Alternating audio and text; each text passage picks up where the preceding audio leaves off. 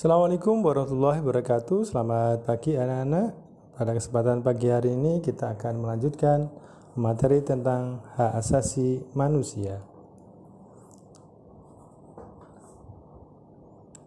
Buatlah 5 pertanyaan berkaitan dengan penyusunan pernyataan umum tentang hak asasi manusia atau Universal Declaration of Human Rights oleh PBB dan pelanggaran hak asasi manusia. Hak asasi manusia lahir tidak terlepas dari sejarah penindasan dan perlakuan sewenang-wenang pihak penguasa kepada rakyat atau bawahannya. Perkembangan pemikiran dan pengaturan HAM di Indonesia dibagi ke dalam periode, yaitu periode sebelum kemerdekaan, kemunculan berbagai organisasi pergerakan nasional, periode sesudah kemerdekaan. Legitimasi hak asasi manusia di Indonesia secara formal tercantum dalam Undang-Undang Dasar Negara Republik Indonesia tahun 1945 dan Maklumat Pemerintah 3 November 1945. Pada periode 1945 sampai 1959, Indonesia ikut serta menandatangani dan mengesahkan atau meratifikasi 2 konvensi HAM internasional, yaitu Konvensi Geneva dan Konvensi tentang Hak Politik Perempuan. Terdapat pula Rencana Aksi Nasional Hak-Hak Asasi Manusia (RANHAM). Adalah suatu dokumen yang memuat sasaran, strategi, dan fokus kegiatan, prioritas, rencana aksi nasional dan hak asasi manusia Indonesia. Manusia memiliki hak kodrati yang meliputi hak hidup atau the right of life, hak untuk merdeka, the right atau liberty, dan hak memiliki kekayaan atau the right to property. Macam-macam hak asasi manusia mencakup hak asasi pribadi, hak asasi politik, hak asasi ekonomi, hak asasi hukum, hak asasi sosial dan budaya, hak asasi dalam tata cara peradilan dan perlindungan. Ciri khusus hak asasi manusia: hakiki, universal, permanen atau tidak dapat dicabut, tidak dapat dibagi.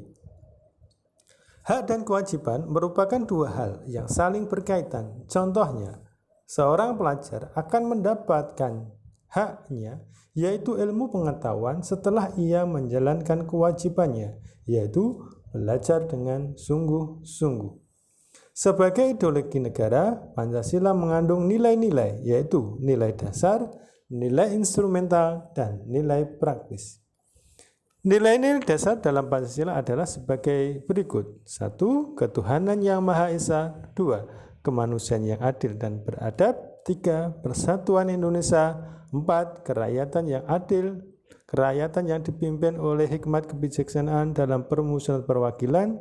5. Keadilan sosial bagi seluruh rakyat Indonesia. Perwujudan nilai instrumental umumnya membentuk peraturan, mulai dari undang-undang dasar hingga peraturan daerah. Nilai praksis terwujud pada penerapan nilai-nilai Pancasila, baik secara tertulis maupun tidak tertulis. Tahukah kamu apa yang dimaksud dengan pelanggaran HAM?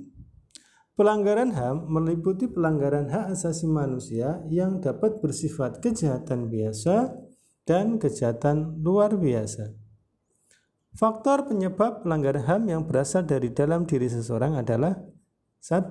Tidak seimbangnya pelaksanaan hak asasi dan kewajiban asasi. 2. Belum adanya kesepahaman dan kesamaan mengenai konsep HAM. 3. Sikap individualisme. 4. Kurangnya kesadaran tentang hak asasi manusia. 5. Rendahnya sikap toleransi. Faktor penyebab pelanggaran HAM yang berasal dari luar diri seseorang adalah: 1. Lemahnya dan kurang berfungsinya lembaga-lembaga penegak hukum. 2. Penyalahgunaan kekuasaan. 3. Penyalahgunaan kemajuan teknologi. kasus pelanggaran hak asasi manusia di Indonesia. Contohnya adalah 1. Peristiwa Tanjung Priok, 2. Peristiwa Aceh, 3. Kasus terbunuhnya Marsina, 4. Kasus terbunuhnya wartawan Udin, 5. Tragedi Trisakti dan Semanggi, 6. Peristiwa kekerasan di Timur pasca jajak pendapat.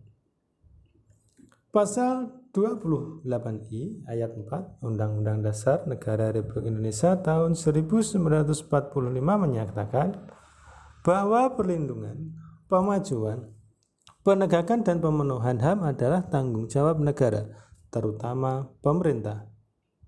Kewajiban dan tanggung jawab negara terhadap HAM antara lain kewajiban untuk menghormati, kewajiban untuk melindungi, kewajiban untuk memenuhi, kewajiban untuk memajukan atau mengembangkan atau meningkatkan. Upaya penyelesaian penegakan terhadap kasus pelanggaran HAM tergantung pada kondisi pelanggaran. Apabila termasuk dalam pelanggaran kategori berat, penyelesaiannya melalui peradilan HAM. Namun, apabila pelanggaran merupakan kategori ringan atau biasa, penyelesaiannya melalui peradilan umum. Adapun proses penyelesaian kasus pelanggaran berat HAM menurut Undang-Undang Nomor 26 Tahun 2000 adalah sebagai berikut. Penyelidikan dilakukan oleh Komnas HAM, penyelidikan yang dilakukan oleh Jaksa Agung, penuntutan, pemeriksaan di pengadilan. Demikian anak-anak, semoga belajar ini bermanfaat. Assalamualaikum warahmatullahi wabarakatuh.